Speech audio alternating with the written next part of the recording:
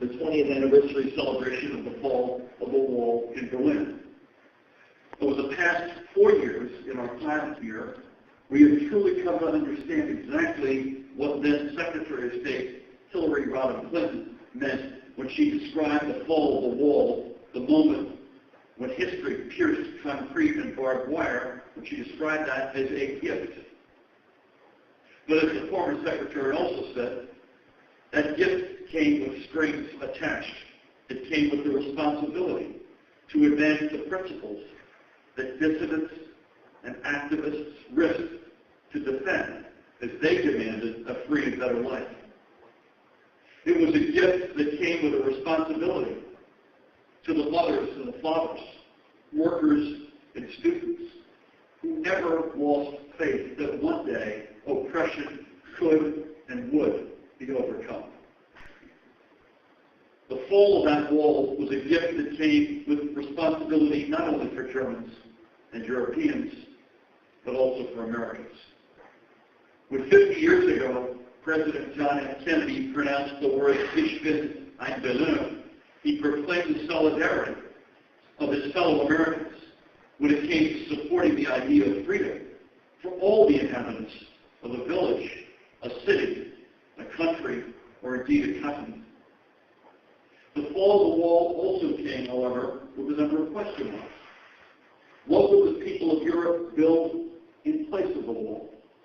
How could one ever integrate the industries, the militaries, the mindsets of peoples who have been divided by that wall? President George H.W. Bush demonstrated America's confidence that Germany would find the right answer to these questions by supporting more than any other world leader the process of reunification. And I say frequently, and I'll say it again as we leave Germany, the wall came down first and foremost to the courage of your countrymen and residents of the former DDR. But we are particularly honored by the role that diplomacy from the United States played between the fall of the wall and the reunification 11 months later. I think it's superior to our finest diplomacy.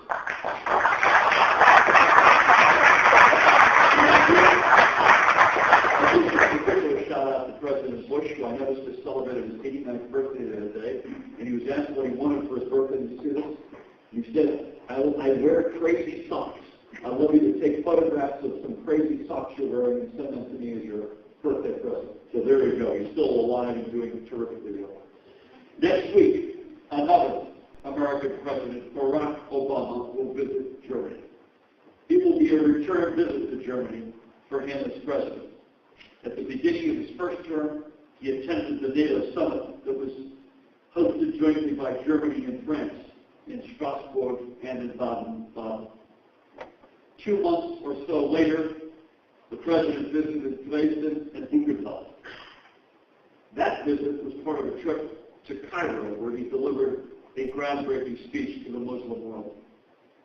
In Dresden, he visited the Frauenkirche, the timeless Baroque church that had been devastated in the Second World War. Thanks to the donations of Germans and Americans and people in Great Britain and around the world, the church has been rebuilt and its glory restored. We were also in Dresden on Tuesday. We've been in that church many times and just driving by it on a sunlit day, notwithstanding the Hochwasser in the region. It's just an incredibly emotional moment. As I say, today it stands, that church, as a dramatic symbol of what's possible when countries and friends work together, and of the renewal and reinvigoration of friendships between former foes. President Obama's visit to Bucerius was emotional, and not without personal significance for the president, whose great uncle helped liberate prisoners from the camp during World War II. I will not forget what I've seen here today, President Obama said, and he continued, the camp serves as a reminder of humanity's duty to fight the spread of evil. End of quote. I have to say, a year later, I was at the 65th anniversary of the liberation of Bucerius with the president's great uncle, which was an incredible treatment. During his visit next week to Berlin, however, I believe that the President will focus even more strongly on the responsibility part of the equation. Our bilateral relationship is truly greater than the sum of its parts. Without a doubt, it has never been more strategically aligned than right now. When I arrived in Germany almost 4 years ago, I said, quote, "The relationship between Germany and America is the most important bilateral relationship of the past 60-plus years," end of quote. A number of news sources reported on my statement, and indeed some questioned it. Well, on this beautiful 14th of June, 2013, I am here to reiterate that I stand by my statement, and I believe that I've been proven right. We've seen the importance of Germany and the positive role it plays in powering the global economy and in the tremendous contributions Germans provide to security around the world. And don't think this goes unnoticed in the United States. A recent Pew Research survey, and Pew Research I think is our Tiffany best project family, indicated that Germany is one of the most admired countries in the world in the eyes of Americans. The German-American relationship has evolved from the Cold War days when the Berlin Wall was one of the main focal points of our global foreign policy to where we are today. We engage together as partners and allies on the world stage. The range of issues we face is very different. But the reasons why we think it is important to work together on issues related to Afghanistan, Iraq, Iran, Syria, Middle East peace, or North Korea has not changed. As I said earlier, I think that it is important to look at the arc of history. As we prepare to celebrate the 50th anniversary of President Kennedy's visit to Germany in 10 days, I would advise anybody and everybody who is interested in the past, the present, and the future of the transatlantic relationship to look beyond, as iconic as it is, to look beyond the Uschchihoffmann speech. Read the speech, if I could give you this advice, that he gave at the Paulskirche in Frankfurt the day before. If you change just a few of the words, and I mean literally 5, 8, maybe 10, it could be a speech about the transatlantic agenda today, from European Union to NATO, from trade and economic cooperation in the transatlantic context, to opening markets to the developing countries in Africa, Asia, and Latin America. Go back as well to speeches he gave shortly before he left for Europe. On June 10, 1963, President Kennedy gave a commencement address at American University in Washington. His broader topic was world peace. I mentioned to some dear friends who were at lunch with us that this is a seminal speech from Kennedy on foreign policy. He had been planning it for months. And in it, he made the following observation. Because the Cold War was man-made, the solutions to the Cold War were within the grasp of man. And he intended this speech as a step toward a better place in the deliberations of the Soviets. A day later, on June 11th, he addressed the American people in a television address on the subject of civil rights. So this is 50 years ago, this past Tuesday.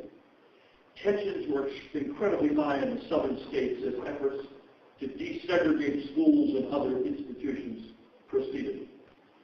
At a time when America was, quote, committed to a worldwide struggle to promote and protect the rights of all who wish to be free, as President Kennedy said, he felt it was essential that every American stop and examine her or his conscience about the issue of civil rights at home. That speech was, by the way, in many ways, shaped by Martin Luther King Jr.'s letter from the Birmingham jail. It was a public affirmation of President Kennedy's commitment to civil rights. He made the moral case, and that affirmation was very well received. Dr. King's response to the President's speech was, quote, "Can you believe that white man not only stepped up to the plate, he hit him over the fence," End of quote. To use some baseball terminology for you baseball fans out there. Let's fast forward to today. Civil rights, immigration reform. Immigration are still on the domestic agenda in the United States. And they're on Germany's agenda, I might add, as well. In terms of the foreign policy issues we face today, Syria, Iran, and Afghanistan, we're working toward the same goals of a safer and a more secure world in which human rights flourish. On Afghanistan, for example, Germany has shown exceptional leadership. German troops have played an important role in the northern part of Afghanistan. I've been to Afghanistan with the Bundeswehr several times, and I've seen how the Bundeswehr works like a well-oiled machine in close and collaborative cooperation with Afghanis and other international troops, and that includes American troops serving under German command. Germany's commitment to maintain troops in the region beyond 2014 is also deeply appreciated by its allies and by the United States. I talk about Afghanistan, people could rightfully argue too frequently in terms of troops, but I could make the same statement I just made about Germany's commitment in its development aid in Afghanistan, in its diplomatic outreach in Afghanistan. It's a comprehensive commitment. On Syria, Germany has been right there with us every step of the way, helping to try to move the parties toward a peaceful resolution. That's the good news, and that is overwhelming good news. Germany and we speak all the time and try to coordinate as closely as we can. The bad news is this is a tragedy which continues to unfold by the day. And we need others to step up, others who can play a unique role here and get on the right side of history with us. And that would include, among others, first and foremost, Russia. Both Germany and the United States are also deeply committed to working toward peace in the Middle East.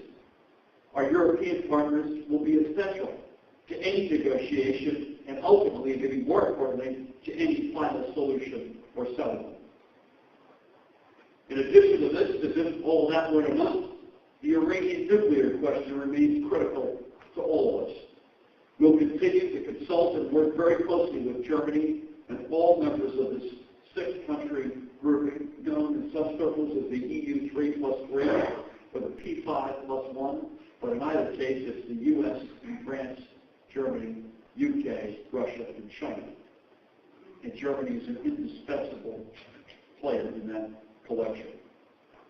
And lastly, while we are all working together to address challenges around the world, we're also focused on our own country's economies and on the need to build for the future.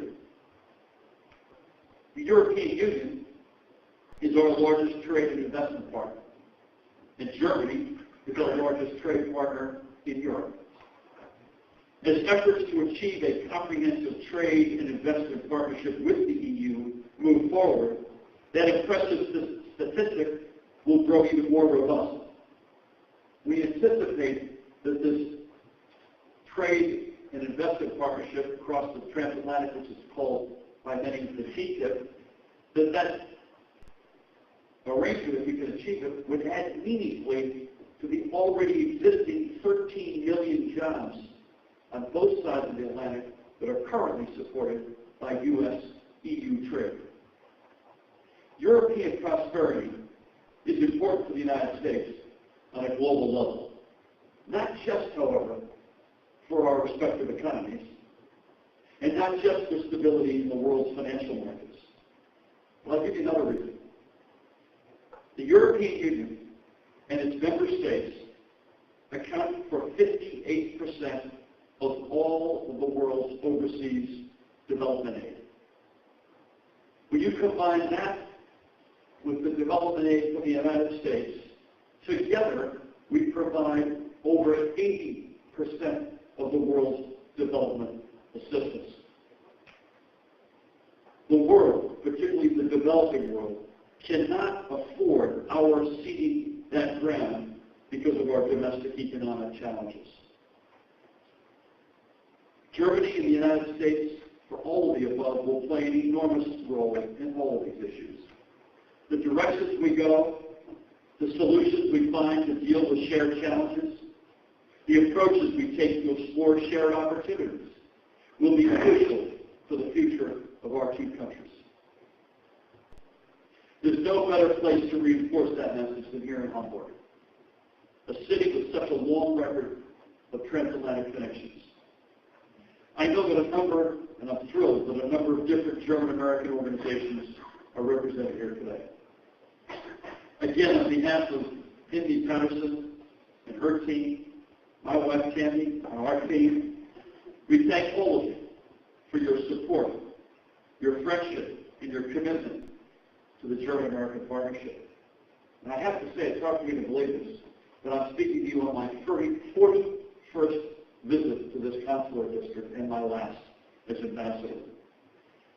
So on that note, let me mention an important statement made by President John Kennedy during his visit to Germany 50 years ago that often goes unnoticed, and again, my friends from lunch will have heard this.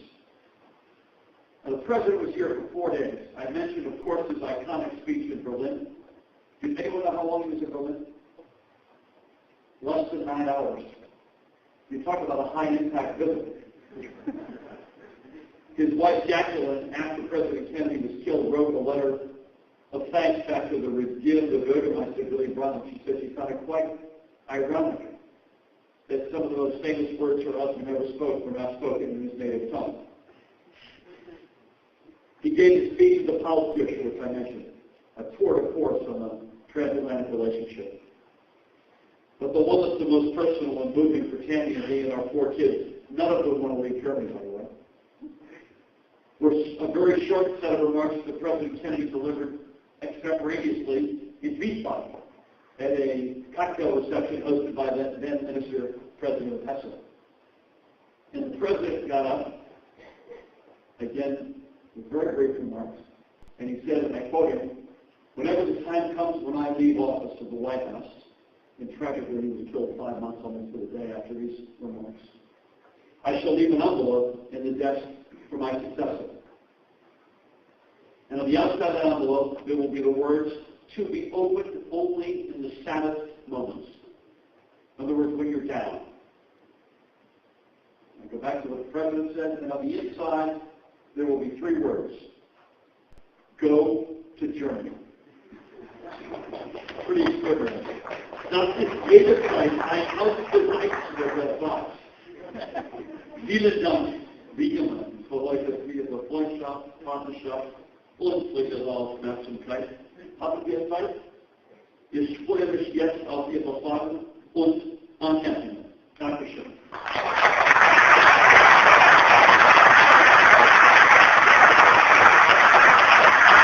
Very good question, because you might be referring to a lot of sort of the political elite, not necessarily our government, but those in the know who would like to see Europe take the same approach to a financial crisis as the U.S. does.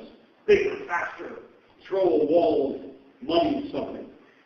First of all, Germany did that. So in the fall of 2008, when the crisis really hit, the U.S., Germany, and China stimulated their economies at the highest level of percentage of any countries in the world. But I think the question really has a lot to do with the sovereign crisis in Greece and Portugal and Ireland and others. And I think we now know a lot more about each other than we did 3 or 4 years ago. We understand that you've got 17 countries that share that currency. We understand the politics of global. You're going to pass these programs through your domestic legislative bodies. In Germany's case, the Bundestag. So I think there's a lot of mutual respect. We still care about each other a lot. We want to see Europe grow. That's our big aspiration. We don't debate at all the fiscal consolidation, the need to play by the same playbook. We completely understand that. In fact, people ask me all the time, was I surprised by the euro crisis? And my answer has been, I'm only surprised it didn't happen sooner. With 17 countries that don't play on a common playbook, that just can't go on. So if you're going to pursue the euro, and we are strong advocates that Europe continues to pursue that, and I'm an optimist, by the way, you've got to play by a common playbook. But that also doesn't mean you can't grow. Germany agrees with that as well. So we need growth. We all need growth in Europe, particularly for youth. Particularly for youth, not necessarily in Germany, but in member states where youth unemployment is over 50%. That's got to get tackled. Sir? One question. Do you all share the same question? We know from the Atlantic Bridge more than 10 years ago, and you stayed in Europe many years ago for the first time. What changed from your perspective from the days of the late 90s to today? From the late 90s to today, I'd say you certainly have to note that militarily Germany participated in its first NATO engagement in Kosovo in 1999. So that put Germany on an arc, a trajectory, which we remain on today. Whereas, and as I mentioned earlier, I make the mistake of referring to Germany's great strength as a partner, sometimes through military terms. That's one of many ways to describe it. But that has become a regular way to describe it. And my suspicion is if we were here in the late 90s, that wouldn't have felt as regular. So that's clearly a trend that continues over time. The second one, I gave some remarks the other day in Berlin. I said Germany is a different shape than it had 4 years ago. So it's got, if you just look at this, forget culture for a second, forget some softer stuff, which matters a lot in both of our countries, and look just at economics and security. On security, I've already answered the question. It's on that trajectory, which feels very normal and right. But on economics, 4 years ago, we were training to come out here in our time, and I'm not a professional ambassador, if I have to say that, but Tammy and I trained up from the summer of 2009. Germany, as an economic matter, or as a general matter, it would roll off the tongue with several other great allies. The past 4 years, Germany's taken on a different shape as an economic matter.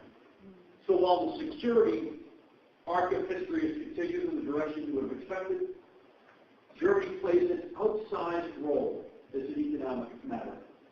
And that's, well, one, it's the fourth largest economy in the world and the largest in Europe.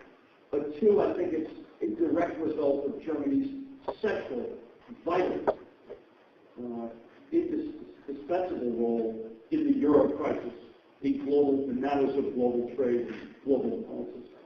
And that's even within the past 4 years. Yeah. Yes, I have some questions. My name is General-Konsulat. I come from the city. Concerning the Syrian conflict, I think it's not an idea to make a reference to the Syrian because there is commander from Al-Qaeda in the government from Assad and in the free rebels. I think it's not a good idea. I wonder why the Europeans are doing nothing. What, who? The EU? Yeah. Doing nothing because I have the impression that French is interested for the European Union, but Germany, for example, they like that French citizens and people not intervening, and Germany is doing nothing. What do you think about? I'm only concerned because, Harry, I have to leave at 20 before 4, so please, you can pull me off the stage tonight. By the way, you're wearing the Bucerius tie, which I'm a proud owner of from as well. Thanks for doing that. I'll be very brief. First of all, there were some developments on Syria that have happened really since we've been in Hamburg today. So I'd rather not address them because I'm not qualified to address them.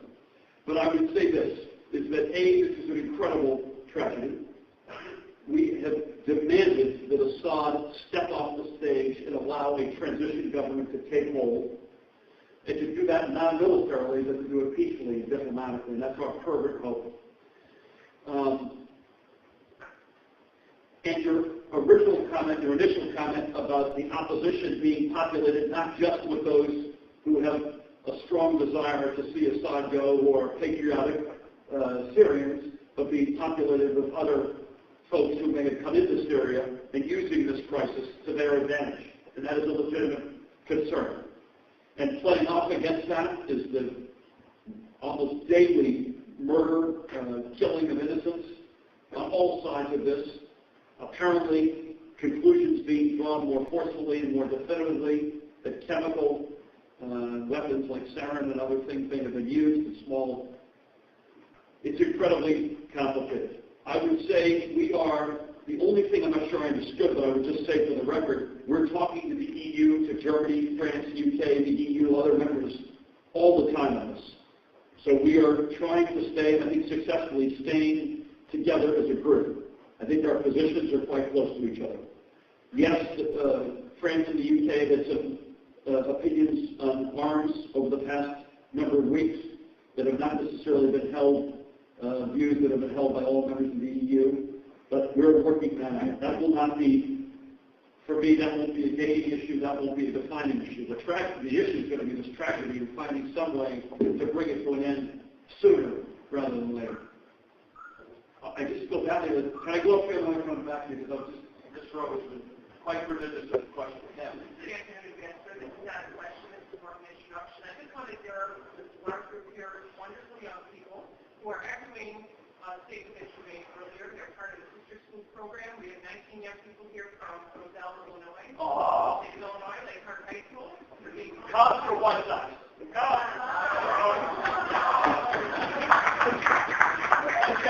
They're being hosted by 19 Wilkes families. We have students here from Helena, Laga, Gymnasium. How old are you? What grade are you on? 10? 11? 10, 11. So we got a guy just finished 10th grade, going to 11th grade, so we're in your hood. How long are you in Germany for? 3 weeks total. Fantastic. You have a good time? Yeah. When did you get here? Last Thursday. I want you to know that my wife brought you this letter.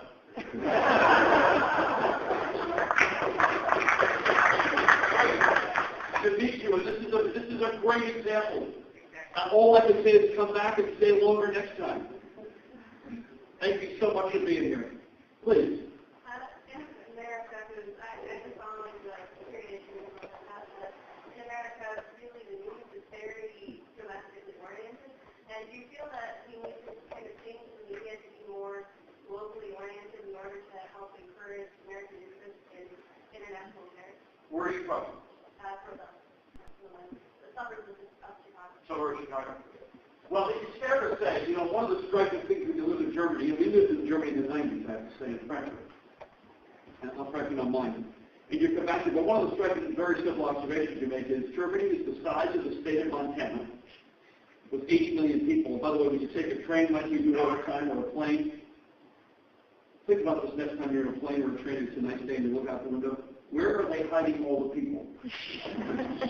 80 million people in the size of Montana. It's an incredibly well-known country, among other things.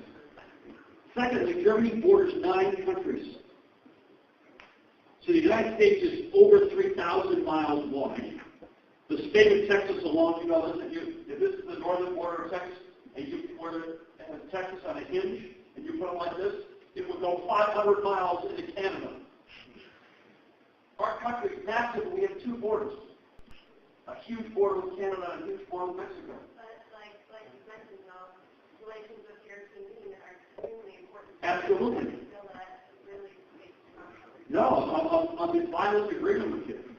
We have to find ways to keep our young people, in particular, like you all are, hats off to you, and for bringing them here, man, engaged and aware internationally. The biggest takeaway for all that we might have done as a professional ambassador, and Tammy is the best deal the U.S. government has ever found, by the way, because she works harder than I do.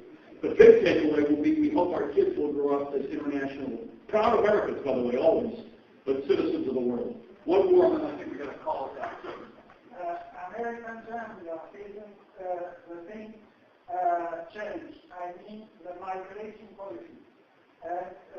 You don't think that much more should be done to move forward to an effective, more effective and more successful migration policy?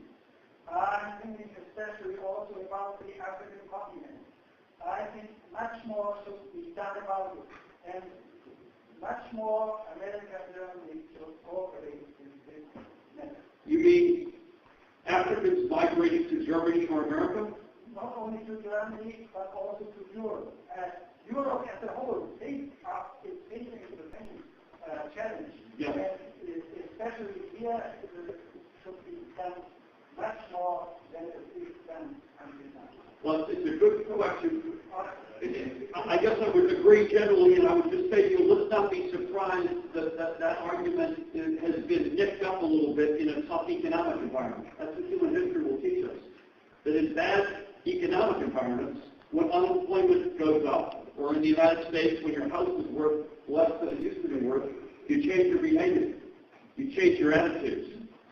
And in many cases, unfortunately for the worse, you get more focused on your national and your local objectives and not your broader international perspective. It's our job collectively, again, in a great school like this with such an international population, it's our collective responsibility to push back as hard as we can on that. And I think we have collectively, I think Germany and the United States have effectively done that. But it's hard. It's a good example of my assessment of human behavior. And this is, I mentioned the potential for a trade and investment pact across the Atlantic. And so people say to me, are you optimistic or not? I said, listen, I'm not smart enough to know that. But I do know this. If this is the span of human behavior, over here, I'm going to act in my cold-blooded self-interest, my immediate cold-blooded self-interest. Over here, I'm going to behave in my enlightened, long-term self-interest. I'm going to behave like James Burns on September 13, 1946, when he told Stuttgarters that we were committed to rebuilding Germany. By the way, I think that speech is so important. The flag that hung in his car that day hangs above my desk in Berlin. Or George Marshall, who stood before a tired nation and not a rich nation, and a nation that had lost many of its sons and daughters in a war, and said, we're committed to rebuilding Western Europe, including West Germany. Or Harry Truman, who went out on a limb and said, you know, we're going to be there for the citizens of West Berlin. So I think if we can find a way always, certainly in the negotiation for a trade pact, but on migration, on other tough societal challenges, let's always hope that we behave at this end of the spectrum, that we don't do, as Al Gore, our friend Al Gore would say, don't do the easy wrong, do the hard right. Vielen Dank, UschiHoffmann.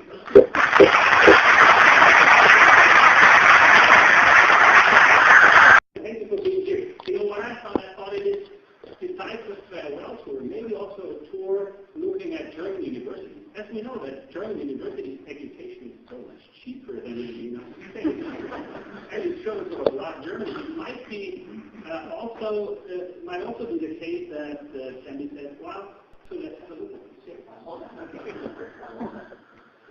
Are you probably a third? That was your speech. Want to see people know what that means to make a difference by personal inspiration. Thank you so much.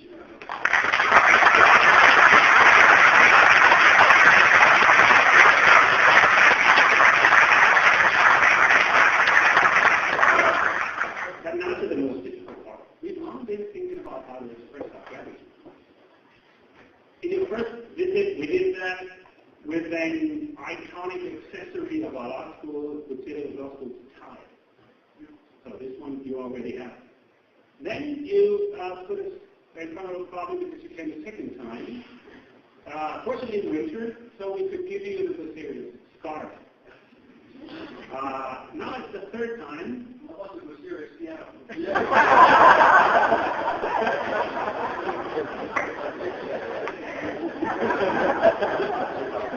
Let's make it a if you carry it out, it'll be yours.